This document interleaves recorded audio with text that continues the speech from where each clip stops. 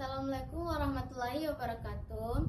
Saya Rahmaniar ingin mempresentasikan tugas makalah yang berjudul Sejarah Pancasila. Yang pertama, bab 1 pendahuluan. Latar belakang. Pancasila merupakan dasar negara Republik Indonesia yang menjadi landasan dalam kehidupan berbangsa dan bernegara. Kedudukannya yang fundamental menjadikan Pancasila tidak hanya sebagai dasar negara, tetapi juga sebagai pandangan hidup, nilai pemersatu, serta pedoman moral bagi seluruh rakyat Indonesia. Oleh karena itu, memahami sejarah lahirnya Pancasila merupakan langkah penting untuk memperkuat kesadaran nasional dan menumbuhkan kecintaan terhadap jati diri bangsa. Yang kedua, rumusan masalah. Yang pertama, bagaimana proses sejarah lahirnya Pancasila sebagai dasar negara Republik Indonesia. Yang kedua, apa saja peran tokoh-tokoh dan peristiwa penting dalam perumusan Pancasila hingga ditetapkan pada 18 Agustus 1945. Yang ketiga, mengapa nilai-nilai Pancasila dianggap penting untuk diterapkan dalam kehidupan berbangsa dan bernegara pada masa kini. 3. Tujuan penulisan. Yang pertama, menjelaskan proses sejarah lahirnya Pancasila sebagai dasar negara, mulai dari tahap perumusan hingga penetapannya pada tanggal 18 Agustus 1945. Yang kedua, menguraikan peran para tokoh dan peristiwa penting yang berkontribusi dalam pembentukan dan penyempurnaan rumusan Pancasila. Yang ketiga, menegaskan pentingnya nilai-nilai Pancasila dalam kehidupan berbangsa dan bernegara pada masa kini, serta mendorong pemahaman dan pengalaman nilai-nilai tersebut dalam kehidupan sehari-hari. Bab 2 pembahasan. Proses sejarah lahirnya Pancasila sebagai dasar negara Republik Indonesia. Yang pertama, masa penjajahan dan munculnya kesadaran nasional. Sebelum Pancasila dirumuskan, bangsa Indonesia berada dalam penjajahan Belanda selama ratusan tahun. Penindasan tersebut menumbuhkan kesadaran nasional dan keinginan untuk merdeka. Organisasi-organisasi pergerakan seperti Budi Utomo, Sarekat Islam, hingga Sumpah Pemuda 1928 menjadi fondasi awal persatuan bangsa. 2. Kekalahan Jepang dan janji kemerdekaan 1945. Pada awal 1945, Jepang mulai terdesak dalam Perang Dunia Kedua untuk menarik simpati rakyat Indonesia. Jepang menjanjikan kemerdekaan dan membentuk sebuah lembaga perumus dasar negara. Lembaga itu adalah PBUPKI, Badan Penyelidik Usaha-Usaha Persiapan Kemerdekaan Indonesia, yang dibentuk pada 29 April 1945. Sidang pertama BPUPKI yang 29 Mei 1 Juni 1945. Inilah momen paling penting dalam lahirnya Pancasila. Dalam sidang ini, para tokoh bangsa menyampaikan gagasan dasar negara. Tokoh yang mengusulkan gagasan negara adalah Mr. Muhammad Yamin pada 29 Mei 1945 mengusulkan 5 asas dasar negara baik secara lisan maupun tertulis. Yang kedua, Prof. Dr. Anus Soepomo 31 Mei 1945 menyampaikan konsep negara integralistik. Yang ketiga, Insinyur Soekarno 1 Juni 1945 mengusulkan 5 prinsip yang ia beri nama Pancasila. Inilah hari yang kemudian diperingati sebagai hari lahir Pancasila. 4. Pembentukan Panitia 9 dan Piagam Jakarta 22 Juni 1945. Untuk menyempurnakan rumusan dasar negara, dibentuk Panitia 9 yang terdiri dari tokoh-tokoh utama Indonesia. Panitia ini merumuskan naskah yang terkenal sebagai Piagam Jakarta yang memuat rumusan awal Pancasila. Rumusan Piagam Jakarta 22 Juni 1945. Yang pertama, ketuhanan dengan kewajiban yang menjalankan syariat Islam bagi pemeluk-pemeluknya. Yang kedua, kemanusiaan yang adil dan beradab.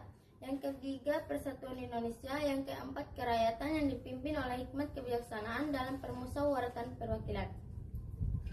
Yang kelima, keadilan sosial bagi seluruh rakyat Indonesia.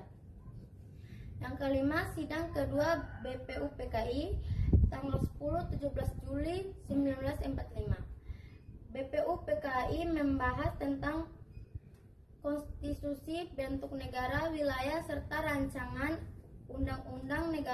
undang-undang dasar yang memuat rumusan Pancasila dalam pembukaan UDD. Yang keenam, pembubaran PPU PKI dan pembentukan PPKI 7 Agustus 1945.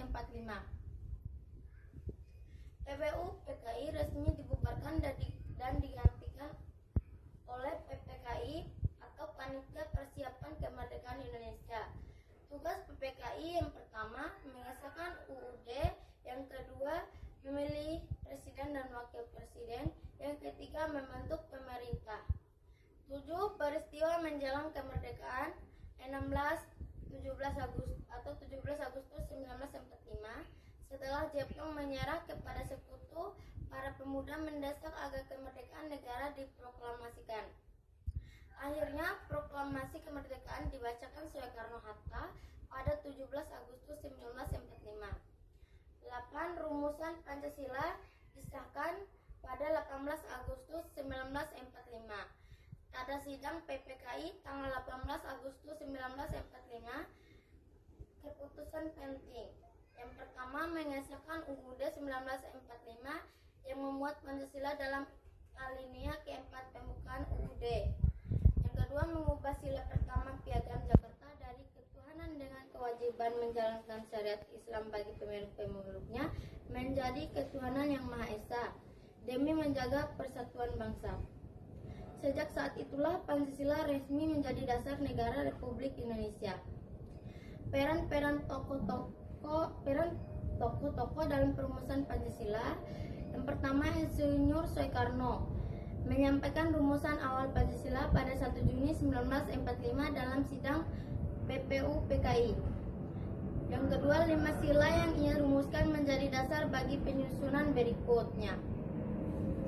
Peran utama penggagasan istilah Pancasila dalam konsep dasar negara. Yang kedua, Muhammad Yamin pada 29 Mei 1945 menyampaikan usulan dasar negara baik secara tertulis maupun lisan. Yang ketiga, Prof. Dr. Andus Soepongo menyampaikan pidato pada 31 Mei 1945 tentang konsep negara integralistik di mana negara dan rakyat merupakan satu kesatuan. Yang keempat, anggota Panitia 9. Panitia kecil yang merumuskan Piagam Jakarta pada 22 Juni 1945.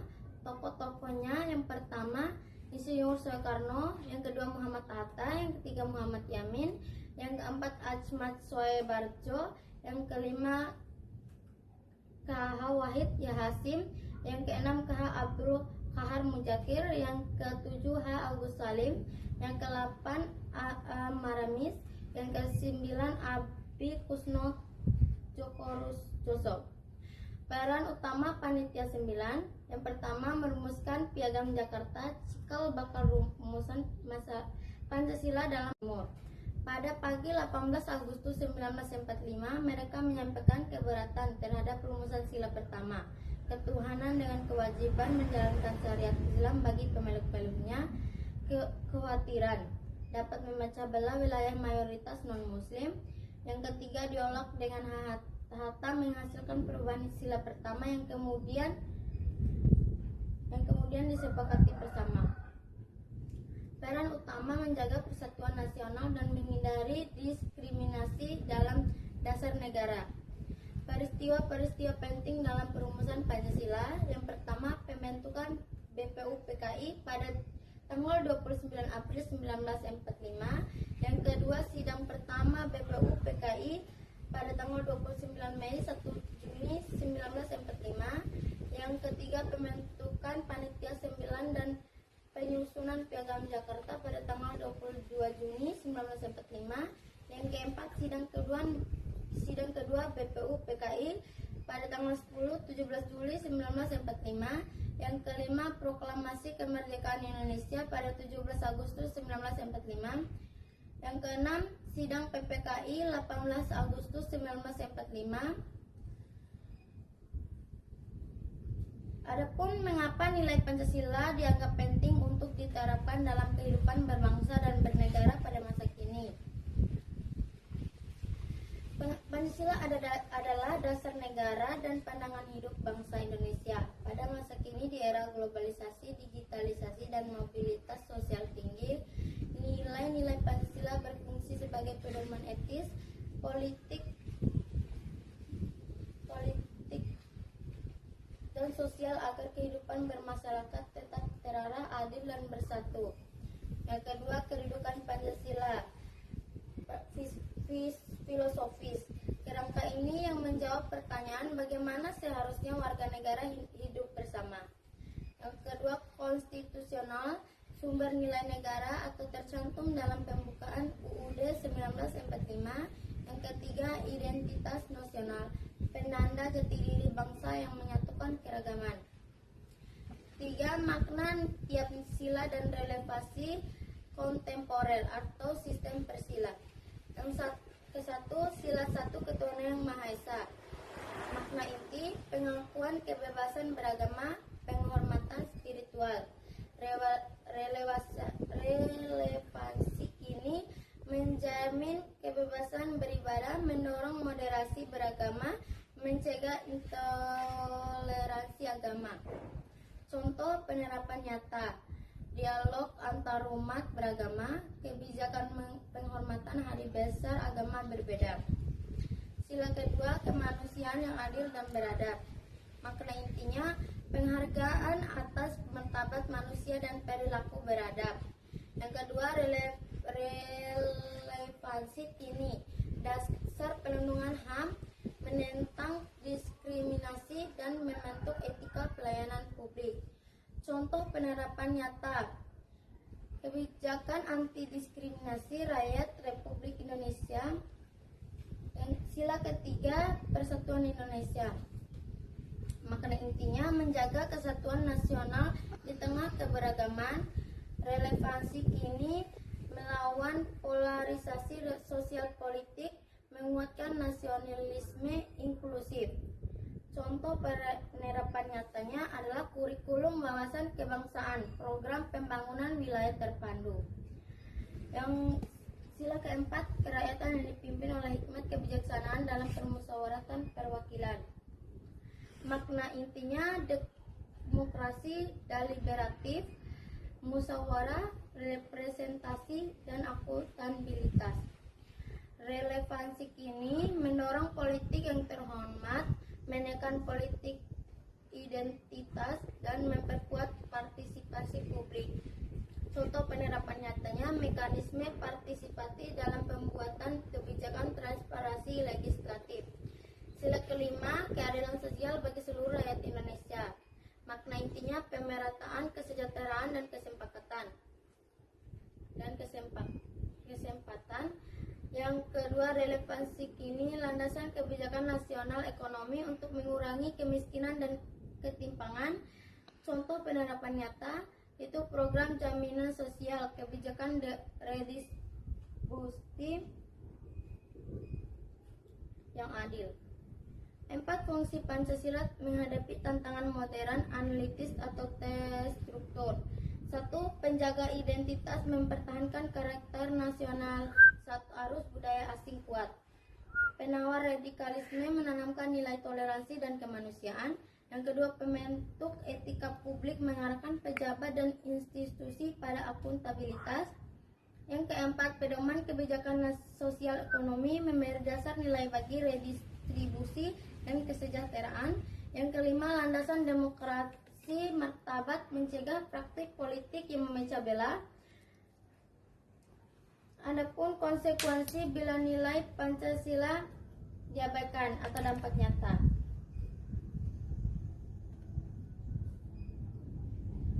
Adapun kesimpulannya adalah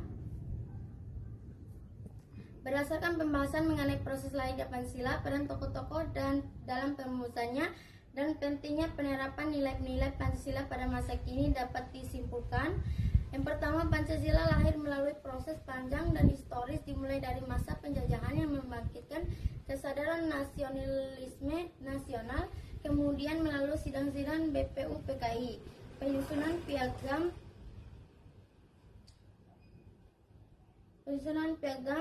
Jakarta oleh Panitia 9 hingga pengesahan resmi pada sidang PPKI tanggal 18 Agustus 1945. Yang kedua, setiap tokoh memiliki kontribusi besar sesuai perannya masing-masing, baik dalam mengusulkan gagasan awal, menyusun rumusan bersama maupun menjaga persatuan nasional menjelang pengesahan Pancasila. Adapun sarannya yaitu pertama, 1.